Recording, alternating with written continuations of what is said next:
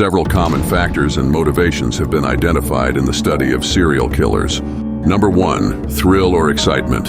For certain serial killers, the act of killing provides an adrenaline rush and a sense of excitement.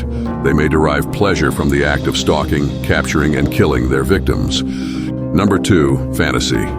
Serial killers may have elaborate fantasies that involve murder. These fantasies can become an obsession that eventually leads to the commission of real-life crimes. Number 3, psychopathy or antisocial personality disorder. Many serial killers exhibit traits of psychopathy or antisocial personality disorder. These individuals often lack empathy, have a disregard for the rights of others, and can be manipulative and charming. Their motivation may come from a desire for power and control over their victims. The anticipation of the crime and the act itself provide a rush that satisfies their psychological or emotional desires. This motivation is often associated with the thrill-seeking behavior that can be found in some serial killers. Number 4, mission-oriented. Certain serial killers believe they are on a mission to eliminate a particular group of people, often based on their own delusional beliefs or ideologies. This can include individuals motivated by religious or political extremism. These killers perceive their actions as a means of fulfilling a higher purpose, and their motivation is driven by a sense of duty or a warped sense of righteousness. They may see themselves as agents of change or cleansing, which can lead to acts of violence against those they perceive as targets. Number 5, childhood abuse or neglect. There is evidence to suggest that a history of childhood abuse or neglect can contribute to the development of violent tendencies in some serial killers. Childhood trauma can lead to deep-seated anger and resentment. Number 6, desire for notoriety. Some serial killers seek attention and notoriety. They want their crimes to be known and may taunt law enforcement or the media. Their motivation is driven by a desire to be infamous and to have their name and deeds remembered, even if it's for heinous acts. This desire for notoriety can sometimes play a role in the killer's actions and decision-making during their crime spree. Number 7, sexual gratification. Some serial killers are motivated by sexual fantasies or desires. They derive pleasure from committing acts of sexual violence and murder.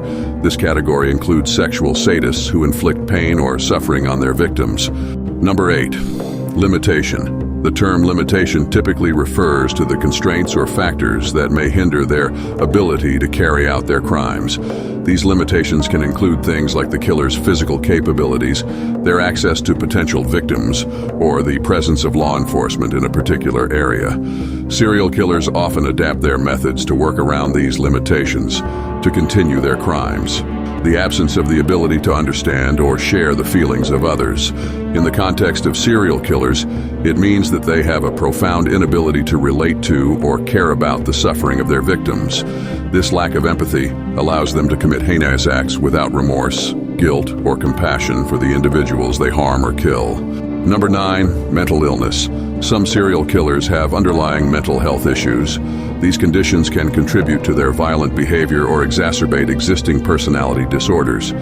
Mental illnesses may impair their ability to control impulses, experience empathy, or distinguish between reality and delusion. While not all individuals with mental illness become violent, it can play a role in the motivations and actions of certain serial killers, making them more prone to committing acts of violence against others. It's important to note that mental illness alone is not a direct cause of serial killing, and most people with mental health issues are not violent offenders. Number 10, for social isolation.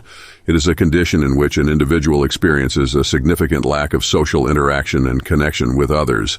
It typically involves physical and emotional separation from social relationships, such as family, friends, or the broader community. However, it's not unusual that they may appear very social, but inside they can lead to feelings of loneliness, depression, and a sense of detachment from society. In some cases, prolonged social isolation may contribute to mental health issues and can be a risk factor in certain behaviors, including criminal acts. Serial killers who experience social isolation may have difficulty forming normal social bonds and may feel alienated from society, contributing to their propensity for violence. Support us for more videos.